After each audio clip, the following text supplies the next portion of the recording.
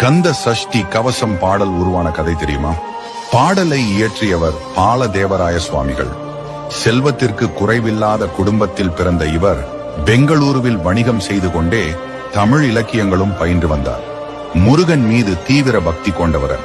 ஒரு முறை பாலதேவராயருக்கு தீராத வயிற்று வலி ஏற்பட்டது. எவ்வளவே ஆசிகிச்சை அளித்தும் வலி சரியாகவில்லை. இனிமேல் தன்னால் வலியை பொத்துக்கொள்ள முடியாது என்னும் நிலைக்கு வந்தார். இதனால் திருச்செந்தூர் கடலில் விழுந்து தற்கொலை செய்து கொள்ளலாம் என்ற முடிவுக்கு வந்தார். பாலதேவராயர் திருச்செந்தூர் வந்த சமயத்தில் அங்கு கந்த சஷ்டி விழா துவங்கியிருந்தது. இதனால் கந்த சஷ்டி விழா முடிந்ததும் தற்கொலை செய்யலாம் என தனது முடிவை தள்ளி வைத்துவிட்டு கந்த சஷ்டி விரத இருக்க துவங்கினார். அருணகிரிநாதருக்கு தோல் நீக்கி திருப்புகழ் பாட அருள் செய்த முருகப்பெருமான் தனக்கும் ஒரு வழி செய்வார் என முருகப்பெருமானிடம் தன்னை ஒப்படைத்துவிட்டு தினமும் கடலில் குளித்து முடித்து முருகனை நினைத்து தியானம் செய்ய துவங்கினார்.